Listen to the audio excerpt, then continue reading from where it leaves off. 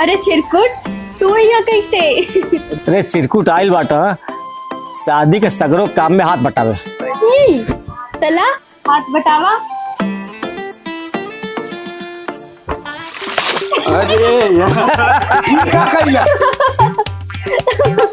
अरे अब यहाँ हाल बा बियाह तो पूरा घर डुबा देबा तू तो।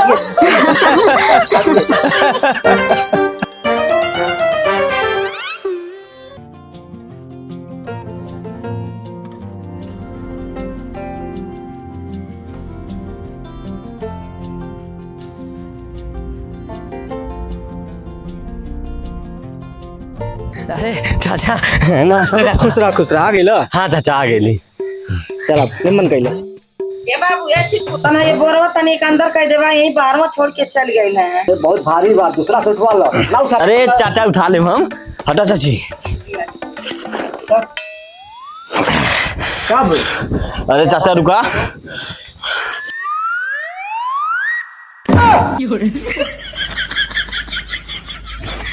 बार में चल जाएगी हम लोग। अरे चाचा रुका तू चिरकुट के हल्का में लेता टका। मामी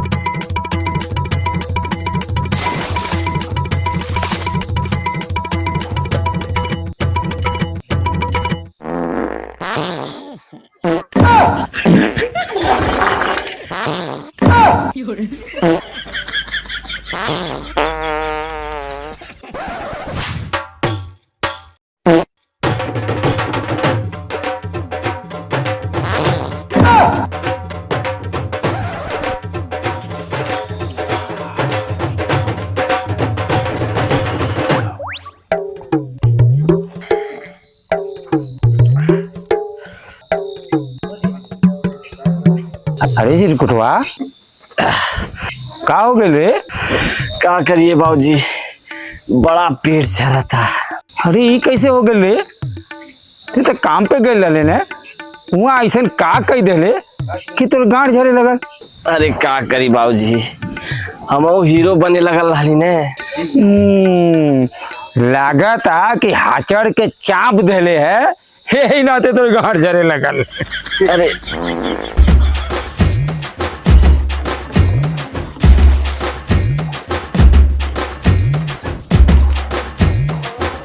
आजकल गांव में कुछ मजा ना मिलता रे।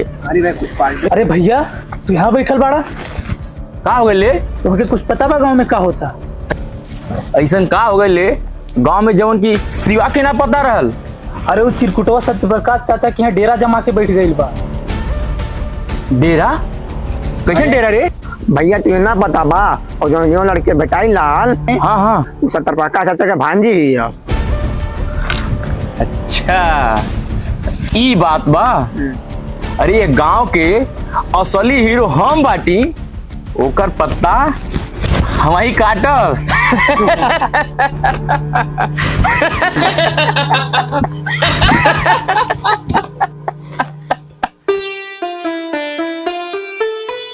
यहाँ तो बहुत अच्छा लागत है सब देख के।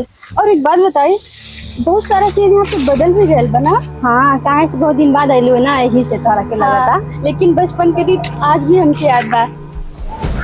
अरे भैया आओ देखा क्या होता। बचपन में हमने के गिल्ली डंडा खेलत रहनी जा हमके सब कुछ याद बा ना।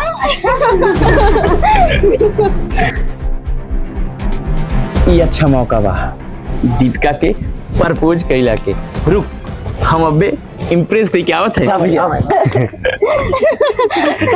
ये देखा हमारे गांव के किनारा और ये है हमारे गांव के मंदिर। अच्छा अच्छा। अरे दीपिका कब आइलू है?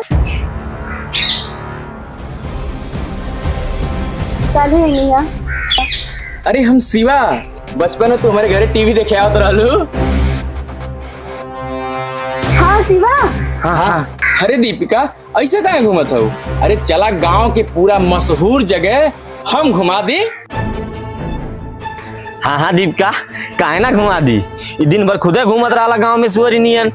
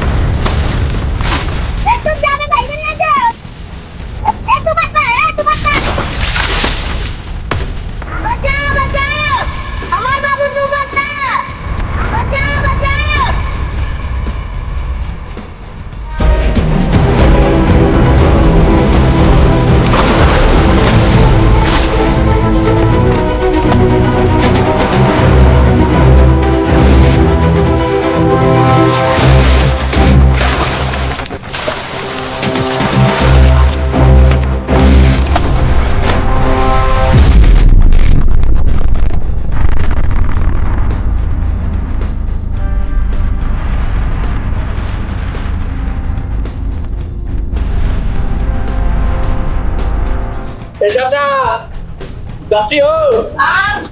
अरे क्या हो? ई का भइल? हां का भइल हो? अरे का भइलो? ये चिरकुट का भइल हो? का होगा बाबू के? का भइल लो? एक मारे कहीं ना चाचा कि लइकन के अकेला छोड़ ली।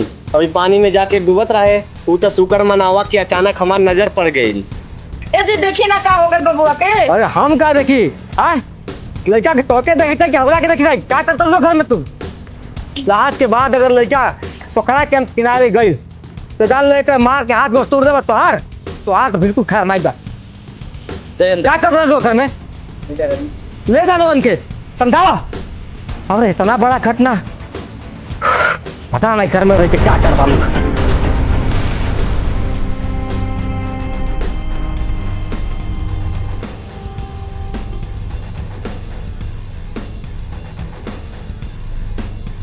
चिरकुट, आज तू खुशहाल घर के मातम में बदले से बचा लेला।